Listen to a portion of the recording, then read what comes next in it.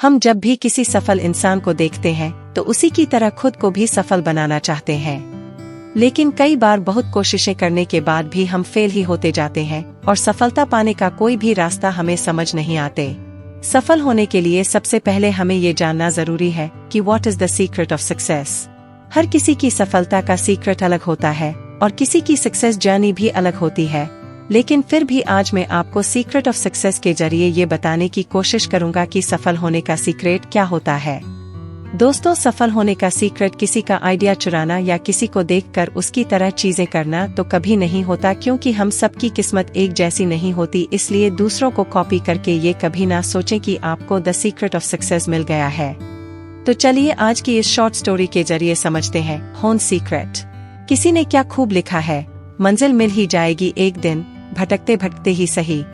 गुमराह तो वो है जो घर से निकलते ही नहीं। एक बार गौतम बुद्ध अपने एक शिष्य के साथ किसी गांव में प्रवचन देने जा रहे थे। दोनों थक चुके थे और अंधेरा होने से पहले दूसरे गांव पहुंच जाना चाहते थे ताकि उन्हें सारी रात जंगल में ना बितानी पड़े। थोड़ा आगे जाकर गौतम बुद्ध ने खेत में काम कर रहे एक बूढ़े से पूछा, दूसरा गांव अभी कितना दूर है? उस व्यक्ति ने जवाब दिया, ज्यादा दूर नहीं, चिंता मत कीजिए, मुश्किल से 2 मील और फिर आप पहुंच जाएंगे।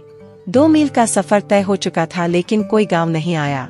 वे दोनों और ज्यादा थक गए थे। थोड़ा चलने के बाद उन्हें एक बूढ़ी औरत मिली, जिससे बुद्ध ने पूछा, पास वाला गांव यहाँ से कितनी दूर है? वो औरत बोली, ज्यादा दूर नहीं, बस 2 मील और आप लगभग पहुँचने ही वाले हैं। गौतम बुद्ध मुस्कुराए और बूढ़ी औरत भी। उनका शिष्य सोच रहा था कि इसमें मुस्कुराने की क्या बात है। वो दोनों 2 मील फिर चले, लेकिन अब भी कोई गांव नहीं आया। बुद्धा ने फिर एक व्यक्ति से वही प्रश्न पूछा और हर बार की तरह वही जवाब मिला जो बाकी सब दे रहे थे, और फिर वही मुस्कुराना। ये सब देखकर उस शिष्य को गुस्सा आ गया और वो बोला, मैं अब और आगे नहीं चलने वाला, मैं थक गया हूँ।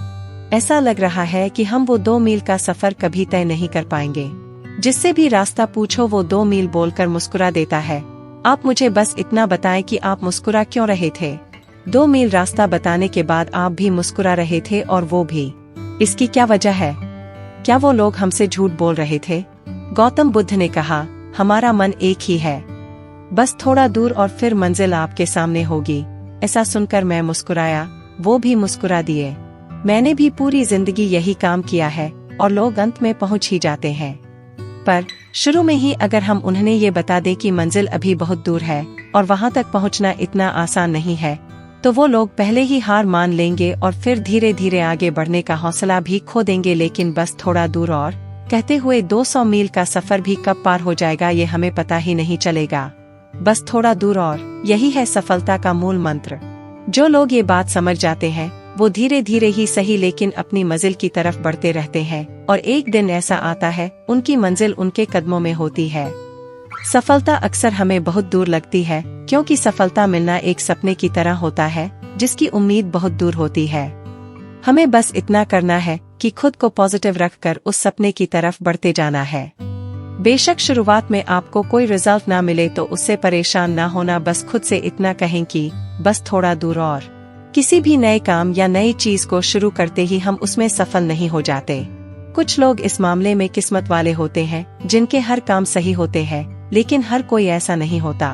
आप जब भी किसी नए काम की शुरुआत करें तो अपने आप को फेलियर्स के लिए हमेशा तैयार रखें, और जब भी फेलियर्स आए तो उनकी वजह से खुद को कभी भी रोके नहीं।